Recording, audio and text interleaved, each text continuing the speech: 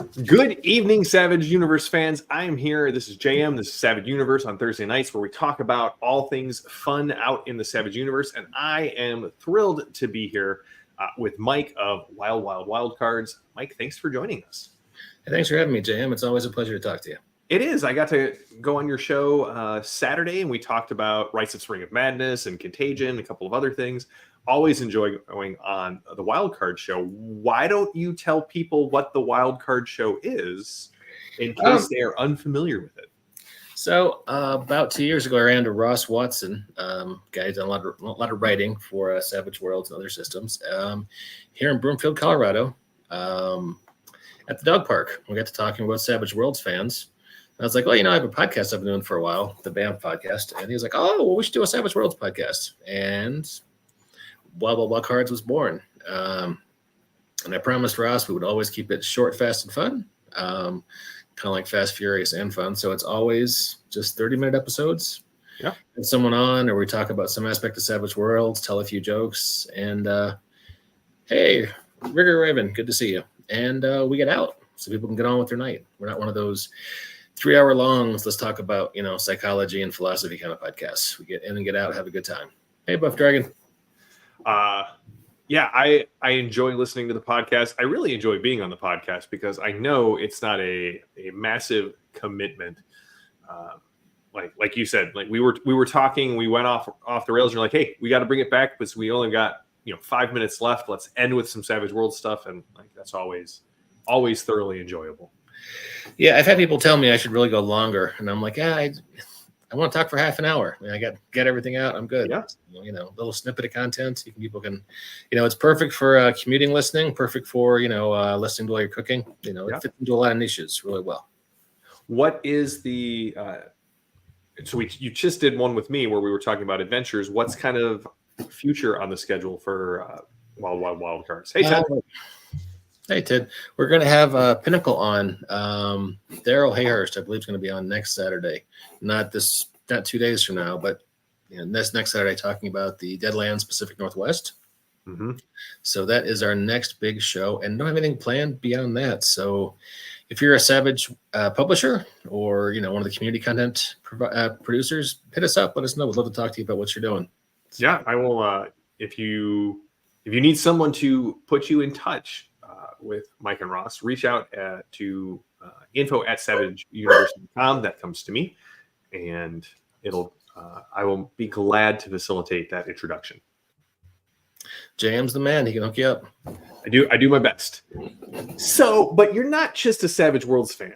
But all right, so let me ask you this before we get into this next part. What is it about Savage Worlds? Obviously, you met this guy at a dog park and loved Savage Worlds enough that you tossed out an entire podcast based off of it. What is it about Savage Worlds that you love? First of all, also, let's say hi to Jason, first-time viewer. Welcome to Savage Universe.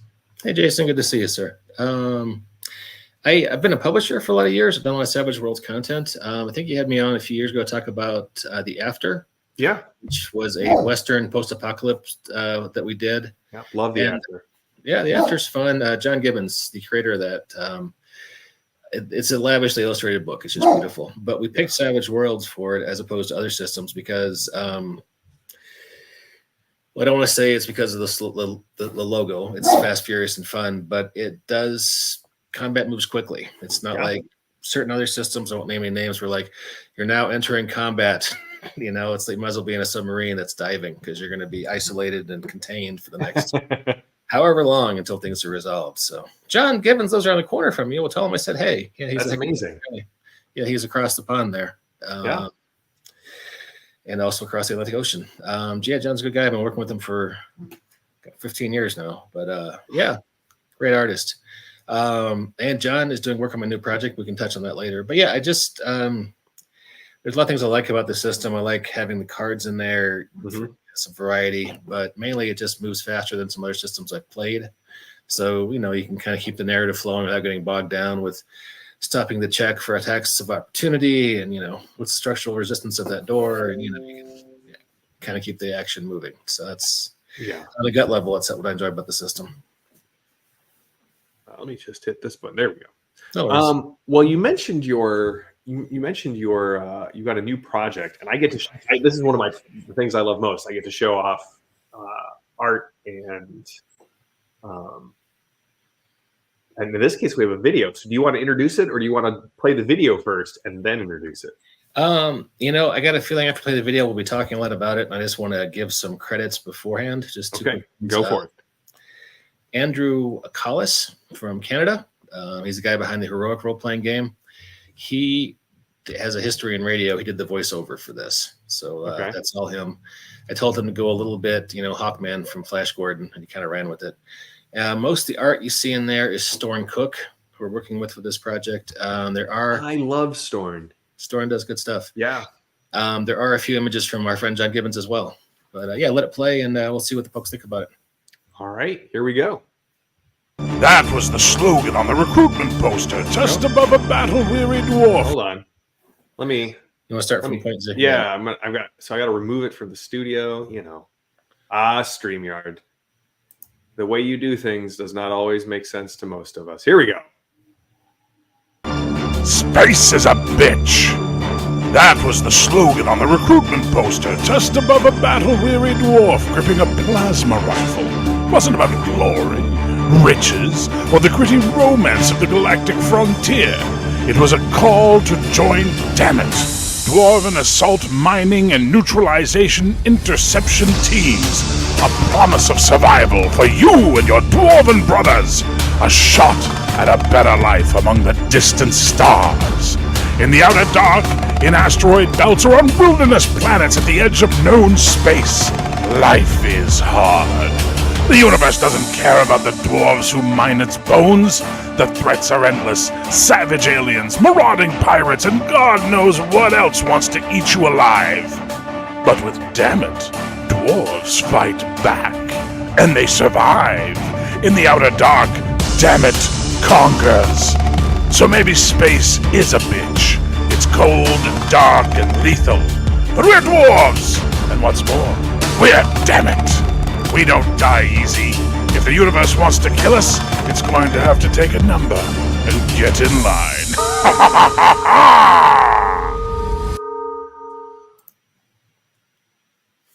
This I love everything about this, especially the fact that the acronym is damn it. Like it's just fantastic. That took some work. Starbeards is dwarf miners in space. Dwarf miners in space. We wanted to.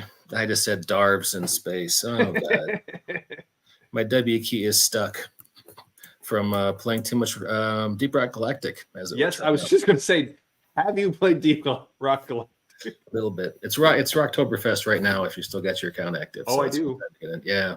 There's the tiny URL that people can follow and sign up to be notified when it goes live. Yeah, we'll be launching in 2025. We're working on the game right now. I should mention there was also some art. Most of the monster art you saw was Dean Spencer, and Jacob Blackman had a few images in there as well of monsters and dwarves. We're going to launch sometime in 2025.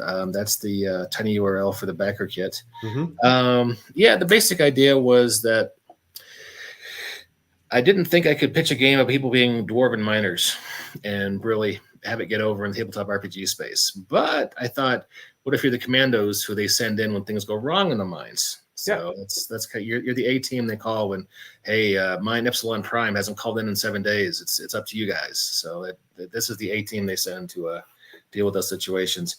I am having Sean Noakes, who was one of the key writers on the After, is working up some mining rules for me. So you will be able to mine in the mines if you don't mind while you're there. But that's TBD, and that's more of it's a fun aside. It's not the that's awesome. Game. That's so, awesome. Yeah. I just been playing it a lot. I play it with my kids. I worked up a simple version. I play with my son, on tabletop. We printed a bunch of 3D miniatures of the monsters, and I was like, I'd like to move this to Savage Worlds. So that was kind of the inspiration. Hey, Civil Savage, good to see you. So I've been working on that for a few months. We've got most of the fluff worked out. It's always a balancing act with RPGs because part part of you as a game writer really wants to flesh out a world completely and build on all kinds of backstory. Mm-hmm. And then as someone who plays and runs games, you know that most of that stuff is just nice, but doesn't make it to the table. So you try to kind of balance, but this is a really cool detail versus I need to pack all the utility I can into this book people are actually going to use when they're running it. So, well, let's show off some of the art if you're cool with that. Yeah, absolutely. All right. Walk us through all of this. This was Storing Cook thought this up on his own. Most of the classes I had him draw were mapped pretty closely to Deep Rock Galactic, honestly. You know, there's a driller, there's a scout. And he's like, you need a pathfinder, somebody who goes out and, scouts things. Like, well, you have a scout, you need a pathfinder. I'm like, all right, cool, Storing. Draw me a pathfinder. So that's who this lady is. And she doesn't have a beard. That might upset some of you purists. I'm sorry, but we don't have this guy was a late addition. This is art by Jacob Blackman. It's kind of a dwarven mystic, but someone suggested we need battle mages in there. Because we're adding in some more, sort of like Starfinder.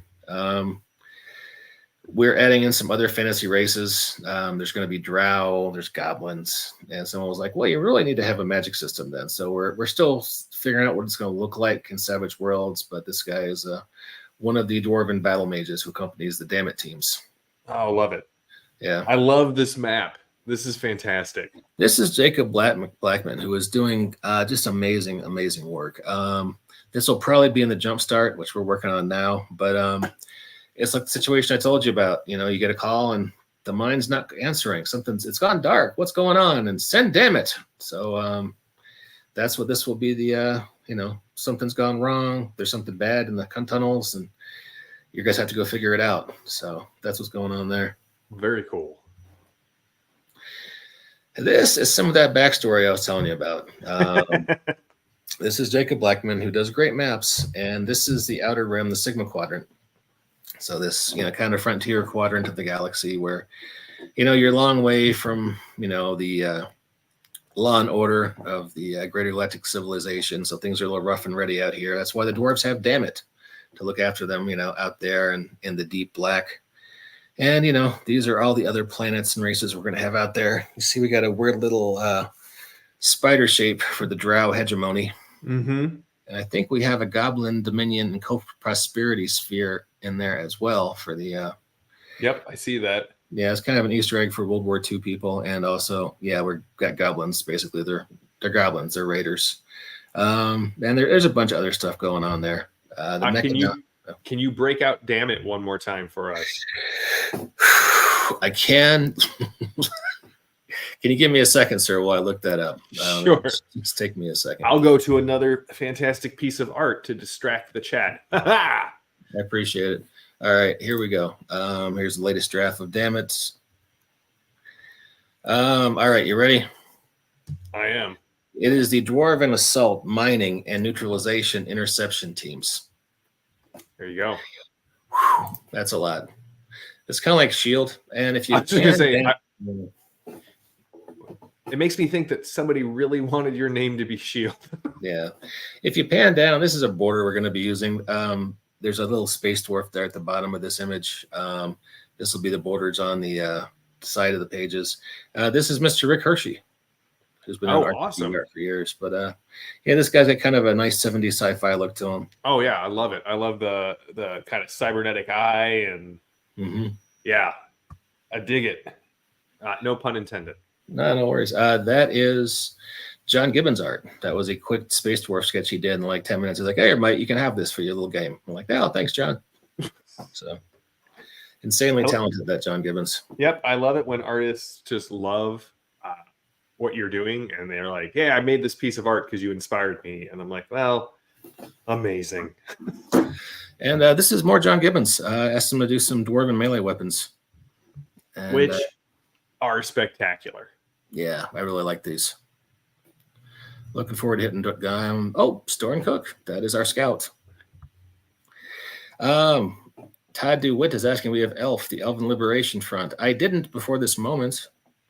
That might be a thing I have to work in there. That's kind of cool. The elves are more towards the core worlds, but we could certainly have groups of elves out in the frontier, getting up to no good. So there has to be some place in the game for leaf lovers. So, That's right. Yeah. This is Dean Spencer. We were gonna. I'm still debating if this faction is going to be. These are little drones deployed by the goblins or by there's some gnomish pirates out there up to no good. But basically, these are little robotic gremlins who mess around in mines and cause problems. So another just fantastic mining map. Would you look at that? Yeah, that is Jacob Blackman. That is a space station taken over by the Zycrane, which is one of the many, many monsters who like to lurk around in tunnels in this game. And they were, mine's gone dark. We don't know why. Send in, damn it. That's right. Hey, Bold Tuner. Good to see you. And that's the map around the station, so you could have dogfights as you go into it. Are you planning to incorporate the sci-fi companion into? Yeah. We probably would have done this sooner, but we're waiting for the sci-fi companions to get out in a usable form.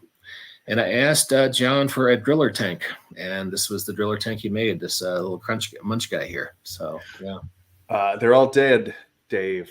They're all dead. All of them? They're all dead, Dave. Yes, I'm a big fan of Red Dwarf. And John did some guns for me too. I don't want to show all of the art that you have in here because there's just so much stuff, and I want people to be surprised when we have you on again right before launch. Buff Dragon says they love the maps, building walls, all those curves. Won't be fun in VTT. Who knows how Mike will implement that? Well, we've got some people who do VTT stuff for us, so we'll see what happens. Storm Cook, I asked him for a medic. So this is her. Once again, no beard. Sorry about that for Dwarven purists, but Well, so you're looking at launching in 2025, early, late? Currently, we're saying March. Awesome. So, well, please let me know because I'd love to have you on and signal boost it again before while the campaign is running. Absolutely. For what it's worth, it's going to be kind of sharing the same universe as Raiders of the Ghost Zone, which was a book we put out earlier this year, and Savage Worlds Pew Pew, which is kind of our Star Wars, I want to say homage. It's more of a goof that we did earlier this year as well. So remember that, yeah. Yeah, kind of a shared science fiction universe among those three things. Awesome. Well, what is A.W. Rowe 1970 got there? So he said, campaign for the liberations of terrifying organisms and their rehabilitation into society. What does that spell, sir? That's what I'm trying to. I think it's a Red Dwarf reference, but my brain is now full of holes. The real question is Alan, do you have a risk journal? Because if you have a risk journal, then we are competing on the same level as Rimmer. All right. Well, here's the tiny URL again to go to Starbeards. This will take you to the sign up page. You'll be able to be notified when it goes live, and you'll also be able to be notified when it goes live if you tune into Savage Universe, because I will be having Mike back on to talk about it in March and make sure everyone knows that it's going live. And that's what we do here on Savage Universe. We signal boost people who are using the various licenses of Pinnacles for fan use, swag, Ace licenses, Savage World Media Network, like the Wild Wild Wildcard Show. It's my pleasure to be able to share that and signal boost everybody who's doing fun things with Savage Worlds that really are not Pinnacle related. So if you are a fan, if you are a publisher, if you're a lover of Savage Worlds and you want to come on and talk about whatever you're doing with the game, reach out and let me know. Next week, I will be out, but Chris Landauer will be interviewing Brandon of Star Anvil Studios, because on October 1st, very easy for me to remember that date, as it is my birthday, they will be launching a Starbreaker. Starbreakers! Yes, I'm so excited about this. The art is great. I got to run the Jumpstart, a bunch of Gen Con Very excited. Want to make sure that we all turn out to support projects like Starbeards and Starbreakers. No relations.